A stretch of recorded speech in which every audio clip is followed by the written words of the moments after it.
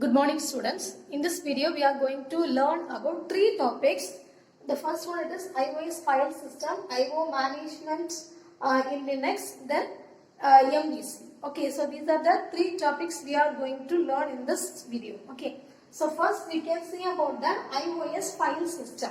Okay, so iOS file system, already we have learned about this iOS structure and all, right? Here we are going to see only the file system, and here the users cannot access the file system directly. Okay, so they cannot access, instead they can access only through the already existing directories. Okay, so some standard directories are available in the iOS. Through that directories only the users can access the file system. Okay, and see, this is called as the sandbox. Okay, which contains all the directories, or here it is called as the containers. Okay, so the inbuilt containers will be there inside the sandbox. Okay, what are the containers? iCloud container, data container, and bundle container.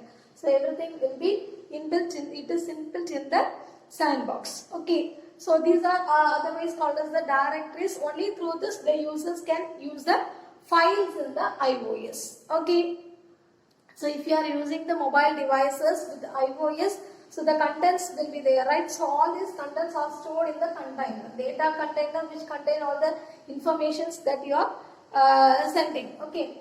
Then some of the commonly used directories in this iOS are app name. This is one of the directory, documents, document, inbox, library, and TMP. Okay. So the first one is app name. So it contains all the apps, whatever you are creating, all the apps will be there in this directory, and the related resources. Okay, needed resources will also be there in the app name. Okay, first directory. The second directory is documents. Okay, so which contains all the user generated contents, what you are creating. So everything will be there inside the documents. Okay, you may have seen in the mobile phone, right? Documents. And documents, inside that we are having inbox, which contains only the read and write files. Okay. Then library. So as usual in a mobile device as well as in the computer devices, we are having libraries which contains all the existing files will be there, right?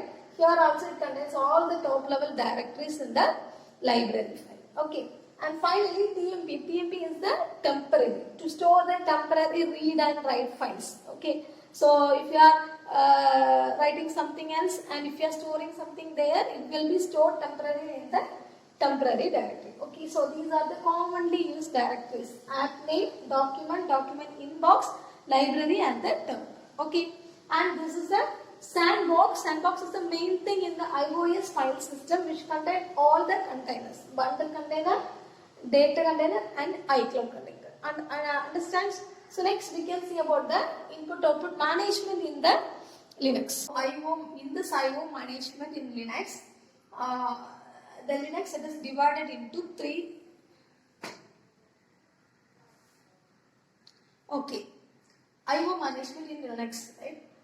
Here the Linux is divided into three devices. The first one is block device, character device, and a network device. Okay, so total devices, IO input-output devices are divided into three: block devices, network devices, and character devices. Okay, so first we can see what are the block devices. Okay, and this block devices, it acts as an interface to all the disk drives. Okay, so what else you are connecting externally? So this block drivers, it acts as the interface to all those devices. And what is block?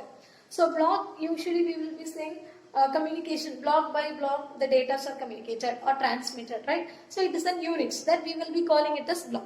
Here also the unit where the kernel performs IO operation, we will be calling it as block. Okay, a part or unit, we will be calling it as the block. Why we are calling it as a block? Where the kernel doing IO operation, that particular part we will be calling it as block. Okay, and here two more concepts are there, things are there. One is request manager, who will take care of them, or reading and writing the devices inside this block devices. Okay, who is doing that? Request manager. Okay, so reading and writing is taken care by the request manager, and at the same time, if so many works are there coming there, scheduling should be done, right? So to schedule that, and to execute that. So for that, CFQ, that is completely fair queuing scheduler is used. Okay, CFQ, completely fair queuing scheduler is used. Understand?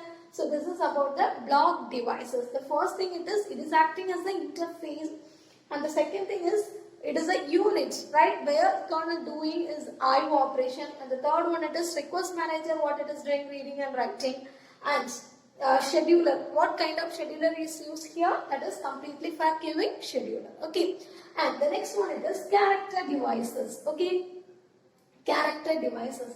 So here there are two character devices are there. One it is called keyboard and another one it is mouse. These are the two character devices, keyboard and mouse. And here the accessing it is not done continuously. Here it is done serially. Okay.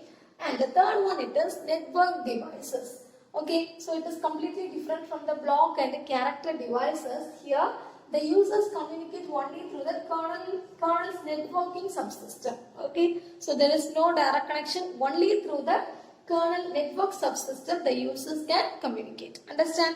So these are the three important devices in the Linux. Actually, totally three devices are there. One it is block, character, and network. Okay, block it takes care of all the remaining things except the character and network. So when we are coming to the character, it takes only the keyboard and mouse, which is giving the input, and network devices communication.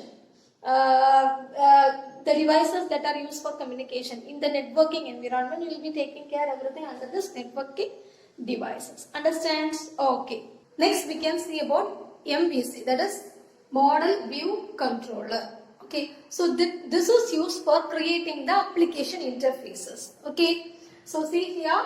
Model view controller, it is mainly used for creating the application interfaces. Okay, separately we can see what is model, what is view, and what is controller. First, model. So it maintains the integrity of data and applications data engine is there. Okay, so basically it is acting as a database. Okay, so it holds all the needed data, and view it is the user interface where the user are interacting in that page. And it is made up of windows, controls, and other elements. For example, if you are taking a login page, there we are having two label button, two text fields, and one button is there, right? So these are called the components or elements, right? So that combines one page, right? That is the user interface page where users are giving username, password, right? So it is made up of Windows controllers or other elements. And the third one, it is the controller. So what this controller it is doing is, it's binding the model and the view. Or else, also we can say it is acting as a bridge between the model and the view. Understand? So in a common example, I'll explain you, like if you are having an app in your mobile device, right? Once you are opening that, it lost the username and the password, right? So the frame page is there. So that it is called the user interface page, that is the view. Okay. So with some components we are having some page, and there you are doing something, right? That is a user interface page, and that comes under this view. And so for entering in that, you have to give the username and password, and before that you have to register, right? So while registering, the data will be stored somewhere else. So that it is the model. Okay. So again, if you are logging into that page, it will check with the currently giving name and the name in the database, right? So if both are matching, it will allow you to enter in the next page, right? So that is done by this one, view, model, and controller. Controller helps here. It is acting as a bridge between the model and the view. So when you are giving the username and password, so it is acting as a bridge to take the data from the view, and it will check in the model and finally allow it to go to the next page in the view. So that is model view controller. Understand? So in this video we have learned about iOS file system, then IO management in Linux, and finally we have learned about the model view controller. Or understand? Thank you.